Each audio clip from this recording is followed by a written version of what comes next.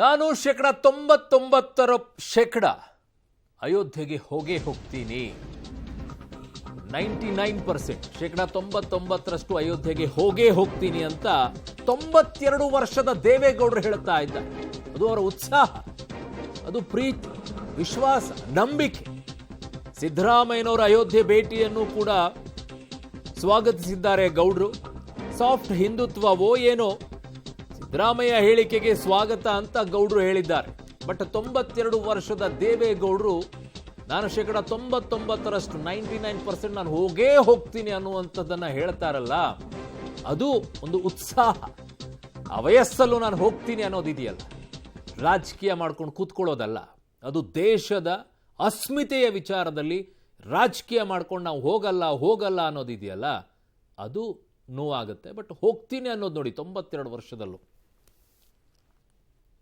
ಸಿದ್ದರಾಮಯ್ಯ ಹೇಳಿದ್ದಾರೆ, ನಾವು ಹೋಗ್ತೀನಿ ಅಂತ ಹೇಳಿದ್ದಾರೆ, ಧೈರ್ಯವಾಗಿ ಹೇಳಿದ್ದಾರೆ.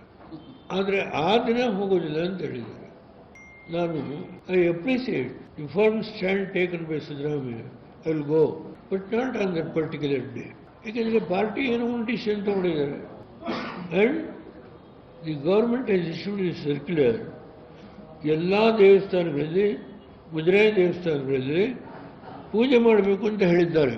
He has taken A very firm stand. I appreciate. ದಯಮಾಡಿ ತಪ್ಪು ತಿಳ್ಕೊಬೇಡಿ, ಗುಣಕ್ಕೆ ಮಾತ್ಸರ್ಯ ಇಲ್ಲ.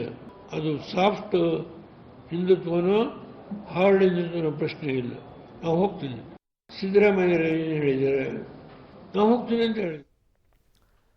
ಸೊ ನಾವು ಅವತ್ತಿನ ದಿನ ಹೋಗೋದಿಲ್ಲ, ಅದಾದ ನಂತರ ಹೋಗ್ತೀವಿ ಅನ್ನೋದನ್ನ ಕಾಂಗ್ರೆಸ್ನವ್ರು ಹೇಳಿದ್ದಾರೆ. ಅದನ್ನೇ ದೇವೇಗೌಡರು ಹೇಳ್ತಾ ಇದ್ದಾರೆ. ಸಿದ್ದರಾಮಯ್ಯನವರು ಕೂಡ ಹೇಳಿದ್ದಾರೆ, 22ಕ್ಕಲ್ಲ 23ಕ್ಕೆ ಹೋಗ್ತೀವಿ ನಾವು ಆಮೇಲೆ ಅಂತ ಹೇಳಿದ್ದಾರೆ.